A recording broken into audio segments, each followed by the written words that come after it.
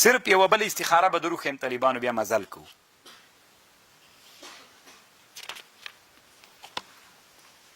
ښکاري درته طالبانو دا دنیا کې ګوره یو کتاب نه ده دا ښه دې ته الفرج بعد شدت وي. ژوند د طالبانو ژوند ډېر خوند کوي. الفرج بعد شدت سختۍ وي په انسان باندې طالبانو. له سختۍ نه وروسته څوک راسي؟ اسانۍ راسي. دا دومره ښه کتاب د طالبانو ورونو. دا اصل کې ډېر غټ کتاب د 3-4 جلد کتاب د طالبانو، خو دا ډېر میده میده لیکل سوی. په دې نامه دنیا کې ډېر علماو کتابونه جوړ کړي. الفرج بعد شدت. نو دې کتاب دا ډېر لوی عالم د دنیا تېر سوی قاضي ابو یعلا المحسن بن علي التنوخي 304 کې، یعنې 1000 کلونو نه هم ډېر وخت کېږي چې دا سړی تېر ده.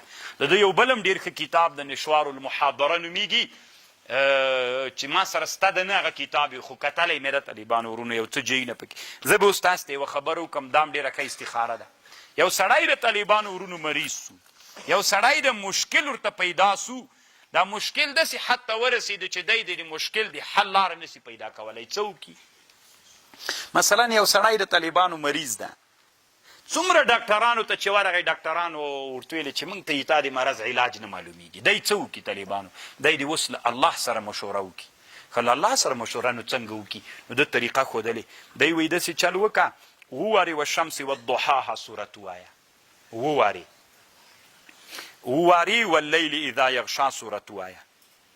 دا دې چې ویلې بیا دعا وکړه چې الله پاکه ما ته ما دغه مشکل کې چې زه ورسره مخ یم ما ته د حل لاره راوښیه. ستي وي دسه، خو شرط به دا وي طالبانو چې په پاک پارش به څملې، په اوداسه به ویده کېږي. که متأهل یې له کور والا سره به یو ځای نه ویده کېږي. اوله شپه، دویمه، تر 7 شپو پورې دا کار وکړه. تر 7 شپو خامخا معلومات درته کېږي چې تا د مشکل حل دا ده. مثلا دلته چې کومه خبر کړې هغه به زه درته وکړم.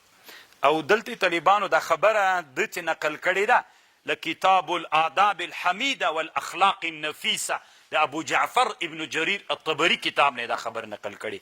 یې لیکلي دي یو سړی ښودلی دی وي مریض و، ډاکټرانو ته چې ورغی چې څومره ډاکټرانو یې هغه وکړله طبیبانو علاج یې پیدا نه سو، سیده ډېر ناهیلی سو. چې ناهیلی سو بیا وی ما دغه طریقه ور وښودله. وي دا مې څه ور وښودله، وی ویلې چې ویده ومه د شپې 4مه شپه باندې 2 نفره راغلل. وی ما ته ویلې مریض یې مې و. یې کوم ځای دی مریض ته؟ ستي وایي زه داسې چک کولم دې سر نه یې شروع کړم داسې پښو طرف ته، په سر کې په یو جي باندې ګوته راته کېښوده. ویلې دې جي نه وینه وباسه، حجامت وکړه، وینه وباسه. وایي زه چې راجګ سوم طالبانو له هغه جي نه مې چې وینه وویستله ټول عمر بیا زه ښه سوی یم. نو دا طالبانو داسې یوه طریقه ده چې الله عز وجل سره په دې کې څوک کېږي مشوره. تا زده کوي طالبانو ورونو نور انسانانو ته یې ور وښیه.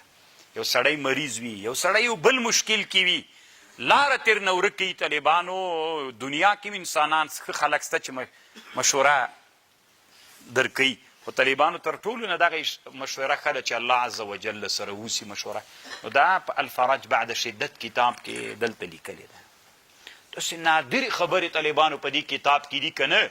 دا خو چې خلاص وای لکه د پخوانیو سپین ږیرو زمه یې چې وای ستی مې دا کتاب درته شروع کړی وي، دومره ډېر نقلونه به مې درته کړي ول که نه چې تاسو ته به م خوند درکړی وو. هغه هم ډېره ښه زمانه وه. طالبانو انسانان ډېر خلاص ول، قرار به بس کېناستل زتي به که نه جي صاحب ډېر خوندور وخت و.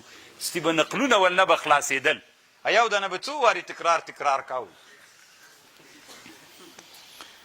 اوس خو دومره مصروفیتونه راغلل طالبانو ورونو، موږ ولاکه ورزش ته خوشي کېږو. یسألونک ماذا احل لهم، سوال کوي له تا نه ماذا احل چې شي حلال دي دوی دپاره. رښتیا موږ نه خو یو څه هغه پاتې سو